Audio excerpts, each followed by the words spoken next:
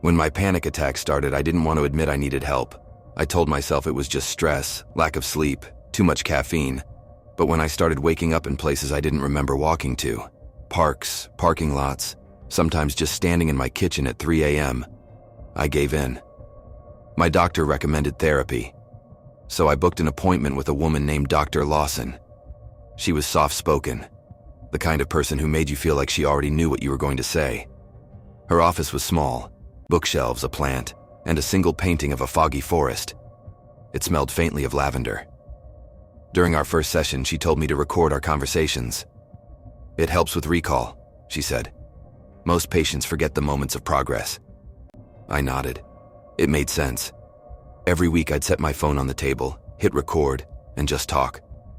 Weeks went by. At first I hated it, hearing my own voice, reliving every word. But soon, I stopped listening altogether. I'd record, save the file, and move on. After 3 months, Dr. Lawson said something that stuck with me. "You're improving. Your memory gaps are getting smaller." I laughed and told her I couldn't even remember what had triggered them in the first place. She smiled, a little too warmly, and said, "That's a good thing." But the night after that session, I couldn't sleep. So I decided to play one of the early recordings, just for curiosity. I wanted to hear how far I'd come. The first few minutes were what I expected. Small talk, breathing exercises, quiet hums of reassurance. Then something strange happened. There was another voice under hers, soft, muffled, almost like an echo. At first I thought it was a glitch, but when I turned up the volume, I realized it wasn't an echo. It was me, whispering. Only, I wasn't speaking in the recording, and what I said froze me completely. "I don't think he knows he's the patient." Dr. Lawson paused, her tone shifting slightly lower. "Good," she said. "Let's keep it that way." I stopped the recording immediately. I must have played it a dozen times, trying to convince myself it was a trick of audio or some overlapping background noise. But it wasn't. I decided I needed answers. The next morning, I went to her office earlier than usual, before my scheduled time. The door was locked. Through the frosted glass, I could see the silhouette of someone sitting inside. I knocked. No answer. Then, after a moment, the light turned off. That's when I noticed something else. A camera above the door, angled directly at the waiting chairs. It was on, blinking red. Later that day, I checked the recording again, this time skipping ahead. I heard my voice again, calm, detached. I said, "Do you think he'll remember?"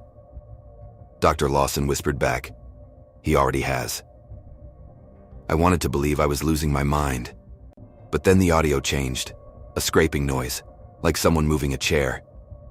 Then a new voice entered the room. It wasn't mine, and it wasn't hers. It was a man's voice, low, tired, and very close to the mic. He said, "Welcome back to the session." That night I tried calling her. The number rang once, then disconnected. The next morning I went to the clinic again. Only this time, the receptionist looked confused when I asked for Dr. Lawson. "There's no one here by that name," she said. "We've never had a therapist in that office." I told her that was impossible. I'd been seeing her for months. She pulled up the client database and said there was no record of me ever being treated here. When I got home, I went straight to my laptop. I opened my recordings folder. Every file was there, each one perfectly dated and labeled. But the icons were all blank. When I clicked one, it said "File corrupted." I tried the next one. And that's when I realized the file names had changed. Each file had been renamed to a single date, one that hadn't happened yet. Tomorrow's date. Then the day after. And the day after that. 20 recordings total. I hit play on the first one, static.